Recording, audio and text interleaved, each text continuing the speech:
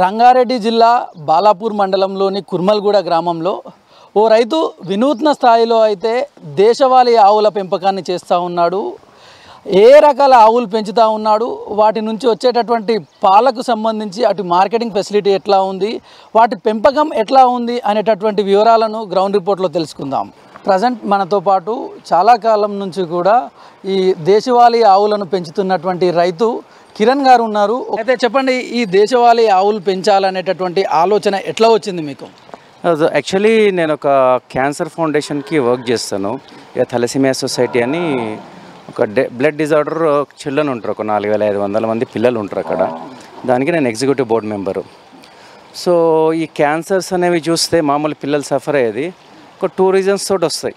ఒకటేమో వంశపారపర్యం, హెరిడిటీ అంటారు.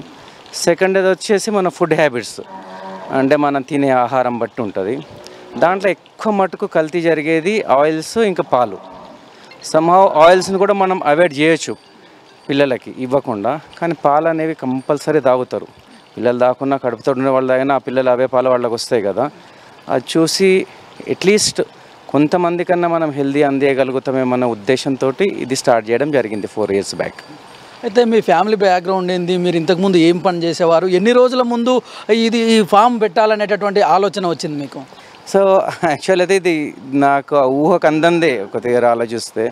So all of sudden ఎందుకు అనిపించింది, మనం కాకుంటే ఎవరు, సో ఇది చేయకుంటే ఇప్పుడు ఇది ద రైట్ టైం.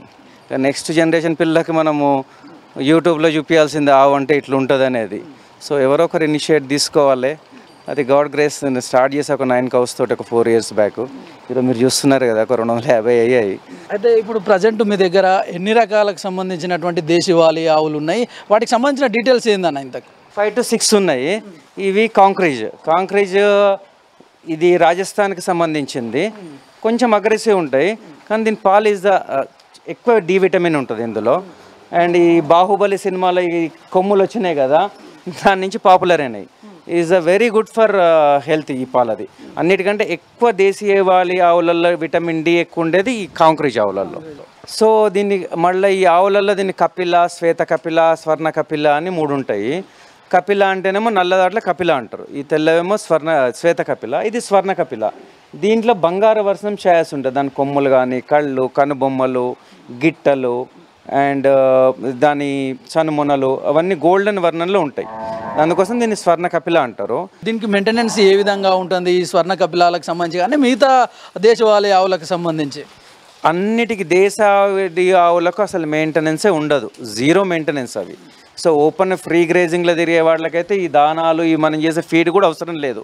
సో ఇప్పుడు అది లేదు కనుక మనం ఇట్లా కట్టేసి తినిపించాల్సి వస్తుంది. మెయింటెనెన్స్ చాలా తక్కువ ఉంటుంది దీనికి. ఒకటి రోగాలు, పొదుగువాపులు, ఇంకా ఇంజెక్షన్లు అలాంటివి ఏమీ ఉండవు దానికి. ప్లస్ మనకు ఎదకు రావడం కూడా సర్కిల్ కరెక్ట్ 21 days వరకు కరెక్ట్ మనము ఫీడ్ చేస్తే ఎదకు రావడము అలాంటివన్నీ న్యాచురల్గానే అయిపోతాయి. అయితే మిగతా దగ్గరలో ఫామ్లలో చూస్తూ ఉంటే అక్కడ ఉన్నటువంటి వాటి నుంచి వచ్చేటువంటి స్మెల్ కానీ చాలా విపరీతంగా ఉంటుండే, కానీ మీ దగ్గర ఇక్కడ ఫామ్లో చూస్తే చాలా నీట్గా ఉన్నది, ఎట్లాంటి స్మెల్ ఇట్లా ఏం రావట్లేదు. ఏంది దానికి రీజన్? మీరు ఏదైనా మెడిసిన్స్ కానీ, ఇంజెక్షన్స్ కానీ అట్లాంటివి ఏమన్నా వేస్తారా? దీనికి ఎలాంటి ఇంజెక్షన్, ఎలాంటి కెమికల్ ఏది ఉండదు. అదే గొప్పతనం కదా, దేశీయ ఆవులలో గొప్పతనమే అది మన ముక్కోటి దేవతలు అందులోనే ఉంటాయి. సో దేవతలు ఎప్పుడు మంచి చేస్తాయి కానీ చెడు చేయవు కదా, దాని ప్రతి ఒక్కటి దేవతనే అందులో ఉండేవి. సో దాని న్యాచురల్, దాని భగవంతుడు ఇచ్చింది అది. సో అది పెండేసినా కూడా అది వాసన ఏం రాదు. మీరు ముందర పెండ మీదే ఉన్నారు కదా, దాదా ఆవు గొప్పతనం, నా గొప్పతనం ఏం కాదు. దీనిలో ఎనీ కెమికల్స్ ఏమి ఉండవు, ఎవ్రీథింగ్ ఈజ్ న్యాచురల్. ఫామ్లో చూసుకుంటే అన్ని వరుసగా ఆవులను కట్టేసారు, కానీ ఇక్కడ ప్రత్యేకంగా మీరు చూస్తే ఆవుల పక్కన ఒక దూడను కట్టేశారు. ఏంది రీజన్? ఇది దీనికి ఉన్న ప్రత్యేకత ఎందుకు? ఇట్లా మధ్యలో ఎందుకు కట్టేస్తూ ఉంటారు దీన్ని? ఇది స్పెషల్ దూడ యాక్చువల్లీ. ఇది గిర్లో తెల్ల గిర్, స్వర్ణ, ఇది మన శ్వేత అంటారు కదా, శ్వేత కపిల అంటారు. దీన్ని లిలిడి బ్రీడ్ అంటారు. లక్షల్లో ఒకటి ఉంటుంది ఈ దూడ. ఈ దూడ కోసమే ఆవును కొన్నా నేను ఇష్టపడి. సో ఇప్పుడు ఇది ప్రెగ్నెంట్ అయింది ఇది. సో దాన్ని అందుకోసం స్పెషల్ ఫీడ్ పెడదామని ఆవుల మధ్యలో ఉంచినది. అంటే దీని నిర్వహణ ఎట్లా ఉంటుంది? స్పెషల్ బ్రీడ్ అంటా ఉన్నారు కదా. సో నిర్వహణ సేమే ఉంటుంది, కానీ చాలా రేర్ బ్రీడ్ అది. దీన్ని కాపాడుకోవాలి మనం. నెక్స్ట్ జనరేషన్కి ఇవ్వాలంటే ఇది ఉండాలి. దీనికి ఒక 10 దూడలు పుడితే ఒక 4 దీనిలాగా పుట్టాలనే కోరిక, ఆశ ఉంది అది. అంటే ఇవి పాలు ఏ విధంగా ఇస్తాయి, వీటి నుంచి ఎట్లా వస్తాయి, ఎంత లీటర్ ఎన్ని లీటర్లు వస్తూ ఉంటాయి? పాలు దేశవాళీ ఇక పాలు డిఫరెంట్ అంటే ఇక మన లక్ బట్టి ఉంటుంది అండ్ దాని సేమ్ మనుషుల్లాగానే. సో యావరేజ్గా వచ్చేసి అది 6 to 8 లీటర్స్ పర్ డే ఇస్తాయి ఇవి. సో మినిమం 6 లీటర్స్ అయితే రావాలి, వస్తాయి ఇవి. సో దూడకు పోయినాక మనకు around 5 to 6 litres per day మనకు ఈల్డ్ వస్తుంది, ఈ పాలది వస్తుంది. అంటే మామూలుగా బయట మార్కెట్లో చూస్తే జెర్సీ కానీ హైబ్రిడ్ కానీ వాటికి వీటికి మధ్యలో ఉన్నటువంటి డిఫరెన్స్ ఏంది, వ్యత్యాసం ఎక్కువగా ఏ దాంట్లో కనిపిస్తూ ఉంటుంది? అగైన్ అదే పాల ఈల్డ్లోనే అది ఆ పాలు అయితే మనకు 15 to 16 లీటర్స్ పర్ డే వస్తాయి, ఇవి తక్కువ వస్తాయి ఇవి ఈ పాలల్లో. సో దాని నుంచి కూడా కొంచెం రైతులందరూ సో దాని మీద మొగ్గు చూపుతారు, అది పెంచాలనేది. సో పాల ఈల్డ్ కోసమే అది. ఇది సాహివాల్ ఆవు, ఇది సాహివాల్ మన ఇక్కడ మోస్ట్లీ హర్యానా ఆ ఏరియాలో ఎక్కువ ఉంటాయి ఇవి, హర్యానా. ఇప్పుడు ఇక్కడ ఉన్నటువంటి ఫామ్లో మొత్తం మీరు దాదాపు కరోనా వచ్చిన టైంలో అంటే దాదాపు 2000 సంవత్సరంలో స్టార్ట్ చేసినామని చెప్తా ఉన్నారుగా, ఈ ఆవులన్నింటినీ ఎక్కడి నుంచి తీసుకొచ్చారు, ఎట్లా సేకరించారు, వీటన్నిటిని ఎంత కొన్నారు మీరు వీటిని? మోస్ట్లీ నేను తీసుకొచ్చింది రాజస్థాన్ హర్యానా నుంచి ఎక్కువ ఆవులు వచ్చాయి. ఇది ఒకటి రెడ్ సింధీ ఆవు, ఇది కూడా రేర్ బ్రీడ్, ఇది కూడా అంతరించిపోతున్నది, దీన్ని కూడా కాపాడుకోవాలి మనము. ఇది వచ్చేసి మన దగ్గర హర్యానా అండ్ గుజరాత్, ఈ గిర్ అనేవి గుజరాత్ నుంచి వచ్చేవి, హర్యానా రాజస్థాన్ ఆ ఏరియా నుంచి వచ్చినవి. నా దగ్గర ఉన్న బ్రీడ్స్ వచ్చేసి ఒకటి కాంక్రీజ్, ఆ తెల్ల కొమ్ములు కనిపిస్తాయి కదా అవి కాంక్రీజ్, ఈ కొమ్ములు లేనివి ఏమన్నా సాహివాల్ ఇవి ఇక్కడ ఉన్నాయి, ఇంకా ఇది బెటర్ ఉంటుంది సాహివాల్లో. మీరు ఈ దేశవాళీ ఆవులకు సంబంధించినటువంటి పాలతో పాటు వీటికి సంబంధించినటువంటి బై ప్రోడక్ట్స్ ఏమైనా రెడీ చేస్తూ ఉన్నారా, ఎట్లా అన్న? ఇప్పటికైతే ప్రస్తుతానికైతే నెయ్యి ఒక్కటి చేస్తున్నా నేను. బై ప్రోడక్ట్స్ చాలా చేయొచ్చు, కొంతమంది ఉన్నారు ఇక్కడ చేసేటి వాళ్ళు. నాట్ ఓన్లీ పాలు కాకుండా పెండతోటి కూడా ఎన్నో బై ప్రోడక్ట్ చేస్తున్నారు, పేడతోటి మన ప్రమిదలని, ధూప్ స్టిక్స్, ఇంకా ఇప్పుడు ఈ కాశీ ఇక్కడ శ్మశాన్ ఘాట్లలో ఇప్పుడు కాలవడానికి లేదు కదా, దానికి ఈ కర్రలే వాడుతున్నారు ఇప్పుడు పేడతోటి చేసినవి. సో అవి కూడా చేయొచ్చు బై ప్రోడక్ట్స్. ప్రస్తుతానికైతే నాకు పాలు అండ్ నెయ్యి రెండు ఒకటే చేస్తున్నాయి. ఇప్పుడు వీటి మార్కెటింగ్ ఎట్లా ఉంటుందన్న, రేట్ అనేటటువంటిది ఇప్పుడు మిగతా జెర్సీ వాటితోటి కంపేర్ చేస్తే వీటికి కొంచెం రేట్ అనేది హెచ్చు తగ్గులా ఉంటాయి. పబ్లిక్లో అవగాహన లేకనే ఈ పాలు తీసుకోవడానికి ముందుకు రావట్లేదు. సో ఇది మంచి అని చెప్తే ఎవరికి అర్థం కాదు అంత తొందరగా. సో ఈ పాలు తాగితే మీరు హాస్పిటల్కి వెళ్ళాల్సిన అవసరమే పడదు, సో అంత హెల్దీ ఉంటుంది అది. సో ఇప్పుడైతే ఈ ఆవు గురించో లేకుండా నా గురించో తెలిసిన వాళ్ళు మాత్రం తీసుకుంటున్నారు. అది లేటర్ ఆన్ మనము మార్కెట్ చేస్తే అంటే అందరికీ రీచ్ అయ్యేటట్టు ఉండాలి ఈ పాలు, అదే మన కాన్సెప్ట్. సో నిన్న ఒక స్పెషల్ ఏమైందంటే మన గోశాలలో 4 ఏళ్ళలో ఫస్ట్ టైము ఈ ఆవుకు ట్విన్స్ పుట్టినాయి 2. సో లవ్ కుష్ అని పేరు పెట్టినాము, 2 చాలా యాక్టివ్గా ఉన్నాయి అవి. సో ఇది అందుకే కొంచెము ప్రెగ్నెన్సీ హెవీ అయింది, ఎక్కువ రోజులు మోసింది, ఆవు కొంచెం వీక్ అయింది, కానీ ఇట్ విల్ బి పికప్, మళ్ళీ పికప్ అవుతుంది అది. ఆ 2 లవ్ కుష్ అని 2 ట్విన్స్ పుట్టినాయి ఫస్ట్ టైం, ఇది చాలా హ్యాపీయెస్ట్. వాటి నిర్వహణ అంతా ఎట్లా ఉంటుంది? సో ఈయనవేమో 2 పూటల వీటికి పాలు అయినా వాళ్ళకి సరిపోయేంత పాలు వదులుతాము. పాలు వదిలి అవైనాక సో పాలు మరిచిన దూడలు ఇక్కడ పెట్టేస్తాను నేను. సో ఇక్కడ పాలు మరిచినవి ఉన్నాయి, దీంట్లో ఒక 10 వరకు మనకు లైన్లలో ఆల్రెడీ కట్టినవి, 7 months దాంట్లో ఉన్నాయి కదా అందులో వచ్చేసినవి. సో కొన్ని మన రైతులు ఎవరైనా పెంచుకుంటా అంటే వాళ్ళకు కూడా ఇవ్వడం జరిగింది. ఆల్మోస్ట్ ఒక 50 to 60 దూడలు నేను ఇంట్రెస్ట్ ఉన్న రైతులు పెంచుకుంటే జెన్యూన్ ఉన్న వాళ్ళకు ఇవ్వడం జరుగుతుంది. ఇప్పుడు దీనికోసమే ఒక బ్రీడింగ్ సెంటర్ ఒకటి పెట్టి, ఇప్పుడు రాజస్థాన్ అక్కడి నుంచి తేవాలంటే ఖర్చు ఎక్కువ, అందరు ఎఫర్ట్ చేయలేరు. ఆవు నా దగ్గర కాదు, ఎప్పుడైతే ఆవు రైతు దగ్గర ఉంటేనే మన దేశం బాగుపడుతుంది, మన సొసైటీ బాగుంటుంది. సో అది అందరు అంత స్పెండ్ చేయాలన్నా కూడా కొద్దిగా కష్టము. దానికోసం ఒక బ్రీడింగ్ సెంటర్ మనం పెడితే 80-90 వేల బదులు ఒక 30-40 వేలలో ఒక ఆవు వస్తుందంటే మన రైతులు కొనడానికి రెడీ ఉంటారు. అండ్ పాల మార్కెట్ కూడా కొంచెం టఫ్, వాళ్ళకి మనం కొంచెం సపోర్ట్ చేస్తే మళ్ళీ ఆవు అనేది మళ్ళీ నిలబడుతుంది. వచ్చే నెక్స్ట్ జనరేషన్కి దేశీ గోసంపదను మనం అందియగలుగుతాం. సో అందరు అలా అనుకుంటే మరి వాట్ ఈజ్ నెక్స్ట్, ఎవరో ఒకరైతే ఇనిషియేట్ తీసుకోవాలి కదా. నేను తీసుకున్నా అని కాదు, కానీ మన నెక్స్ట్ జనరేషన్కి గోసంపద కావాలంటే దీన్ని మనం ఈ దేశీ ఆవును కాపాడుకోవాలి.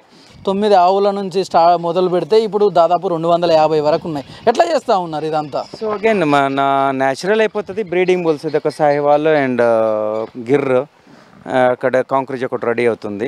సో ఎవ్రీథింగ్ న్యాచురలే, దీనికి సిమన్ గిమన్ ఏమి ఉండదు. సో ప్రకృతి సిద్ధంగా అది గ్రౌండ్లోకి వదిలేస్తాము. అది ఎదకొచ్చినప్పుడు కోడిని దాటేస్తుంది అది. ఆహారం ఇప్పుడు గడ్డి ఇస్తాం బాగా ప్రధానంగా అయితే, మీరు ఎక్కడి నుంచి తీసుకొస్తారు అదంతా? సో ఇది మోస్ట్లీ నా దగ్గరే ఉంది. ఇది ఒక 8 ఎకర్స్, దాంట్లో ఒక ఆల్మోస్ట్ 6.5 ఎకర్స్లో ఈ సూపర్ నేపియర్ అనే గడ్డి. ఇది వచ్చేసి చెరుకు అండ్ సజ్జకు సంకరం చేసిన గవర్నమెంట్ వాళ్ళు ఇచ్చింది. సో దీంట్లో వాటర్ పర్సంటేజ్ ఎక్కువ ఉంటుంది అండ్ ఫైబర్ కూడా బాగుంటుంది. ఇది పచ్చిగడ్డిలాగా ఇది వాడుతున్నా నేను. ఇంకా ఎండిగడ్డి తక్కువ ఉంటే ఊర్లలో అండ్ పక్కన వచ్చి వాడతా, లేకుంటే అక్కడ రాయచూరు అక్కడ నుంచి కుట్టి అనేది తెప్పిస్తాను. కుట్టి అంటే నథింగ్ బట్ ఇది మన డ్రై జొన్నాను చిన్నగా చాప్ చేసి వాళ్ళే ఇస్తారు. అది మాత్రం కొనేది అది ఒకటే, మిగతాదంతా ఇదే సరిపోతుంది. అది మీ దగ్గర ఉన్నటువంటి ఆవులన్నీ కూడా న్యాచురల్ ఫార్మింగ్లోనే చేస్తూ ఉన్నాం, వాటికి ఎట్లాంటి ఇంజెక్షన్స్ కానీ ఏం వాడట్లేదని చెప్తా ఉన్నారు కదా. మరి వీటికి వచ్చేటటువంటి పంటకు ఇక్కడ వాటికి వేసేటటువంటి మేతకు సంబంధించి కూడా మీరు ఏమైనా ఎరువులు ఎట్లాంటి రకాల కెమికల్స్ అట్లాంటివి ఏమైనా వాడుతూ ఉన్నారా? కెమికల్స్ ఏం లేవు. దీనికి వచ్చే మన ఈ పేడ మూత్రము దాని వల్ల కాలువలు చేసి ఒక సెక్షన్ చేసి అక్కడ వదలడం జరుగుతుంది.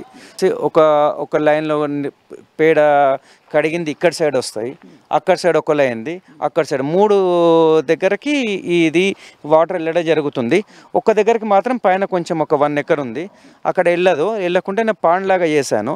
అక్కడ మోటార్ వేసి ఇది పేడ నీళ్ళు అక్కడికి పంపు చేయడం జరుగుతుంది. ఇప్పుడు మీరు దీనికి సంబంధించినటువంటి గడ్డిని ఎన్ని ఎకరాలలో వేశారు? ఒక 6.5 ఎకరాలలో ఈ గ్రాస్ వేయడం జరిగింది. ఇప్పుడైతే 2 వెరైటీలు ఉన్నాయి. ఒక సూపర్ నేపియర్ ఒకటి, ఇంకోటి పారా అనేది. పారా దాంట్లో పెద్ద ఏమి ఉండదు కానీ కడుపు నిండడానికి తొందరగా వస్తుంది. ఇది 40 డేస్లో వస్తే అది ఒక 20 డేస్లోనే కటింగ్కి వస్తుంది. అది వీటితో పాటు ఇప్పుడు కుట్టి కొట్టేశారు కదా, వీటి తర్వాత నెక్స్ట్ ఏమి ఇస్తారు దీనికి ఫీడ్ కోసం? ఇప్పుడు కుట్టి తర్వాత దీని మీద దానా ఇస్తాము. దానా ఇచ్చినాక పైనాక మినరల్ మిక్చర్ ఇస్తాం. అదొక్కటి మాత్రం మేము వాడుతున్నాం మినరల్ మిక్చర్. ఎందుకంటే అన్ని మినరల్స్ ఇక్కడ బయట తిరిగి వచ్చే వాళ్ళకేమో దొరుకుతాయి, ఇక్కడ లేవు కనుక ఒక మినరల్ మిక్చర్ కంపల్సరీ వేస్తే దానికి కావాల్సిన కణజాలు అవన్నీ దొరుకుతాయని ఒక మినరల్ మిక్చర్ వాడడం జరుగుతుంది. దీనికి కావాల్సింది పర్ డే మినిమం 35 నుంచి 40 కిలోల మేత అవసరం ఉంటుంది. దాంట్లో ఒక మనకు 80% వచ్చేసి పచ్చి మేత కావాలి. దానికి అరౌండ్ 30 kgs పచ్చి మేత అవసరము. ఒక 4 నుంచి 7 కిలోలు ఎండి మేత దేనికోసం అంటే ఫైబర్ కోసం. సో మనము ఎందుకంటే ఆవులు మళ్ళీ బయటకు తీసుకొని నెమరేస్తాయి కదా, ఆ ఫైబర్ కోసము ఎండి మేత కంపల్సరీ అవసరం ఉంటుంది. సో మాంసకృతులు ప్రోటీన్లు దానికోసము దానా వాడాల్సి వస్తుంది. ఇక్కడ నానబెట్టారు కదా, ఇప్పుడు నానబెట్టి ఇట్లా ఈ విధంగా చేసి దీన్ని దాని మీద కుట్టి మీద వేయడం జరుగుతుంది. జస్ట్ లైక్ ఆఫ్ కుడితేమో దాదాపు న్యాచురల్ వచ్చేది. దీంట్లో మనం కుడితి తయారు చేసిపోవాల్సి వస్తుంది. దీంట్లో ఒక 4-5 రకాలు వేస్తాము. ఇప్పుడైతే గోధుమ, మక్క, కొబ్బరి లేక పల్లి కేక్ ఒకటి అండ్ ఇది చున్నీ ఒకటి 4 వేస్తాం ఇప్పుడైతే. అయితే మొత్తానికి ఇందులో ఉన్నటువంటి ఆవులు ఉన్నాయి కదా, దాదాపు 250కి పైగా ఉన్నాయని చెప్తున్నారు కదా. ఒక రోజు వచ్చేసరికి వీటికి మేత, ఈ దానా ఇదంతా కలిపి ఎంత అవసరం అవుతా ఉంటుంది? సో ఒక్క ఆవుకు వచ్చేసి కంప్లీట్ ఖర్చు 200 నుంచి 230 రూపాయలకు ఒక్క రోజుకు ఒక ఆవుకు వస్తుంది. అది పాలు ఇచ్చినా ఇవ్వకుండా, ఒక చిన్న పాలు తాగేవి కాకుండా మిగిలినవి ఏమైనా 200 నుంచి 230 ఇంక్లూడింగ్ లేబర్ నుంచి ఖర్చు వస్తుంది. చూస్తున్నాం కదా, ఫామ్లో అయితే మొత్తానికి దాదాపు ఎకరం విస్తీర్ణంలో వేసినటువంటి ఈ ఫామ్లో 250కి పైగా ఆవులు ఉన్నాయి. దాదాపు 5 నుంచి 6 రకాలకు సంబంధించినటువంటి దేశవాళీ ఆవులు ఉన్నాయి. వీటి నుంచి నిత్యం దాదాపు ఒక 300కు పైగా లీటర్ల పాలనైతే ఉత్పత్తి చేస్తూ ఉన్నారు. ఇది దీనికి సంబంధించినటువంటి పూర్తి స్థాయి డీటెయిల్స్. కెమెరామెన్ నగేష్తో నరేష్, V6 న్యూస్, హైదరాబాద్.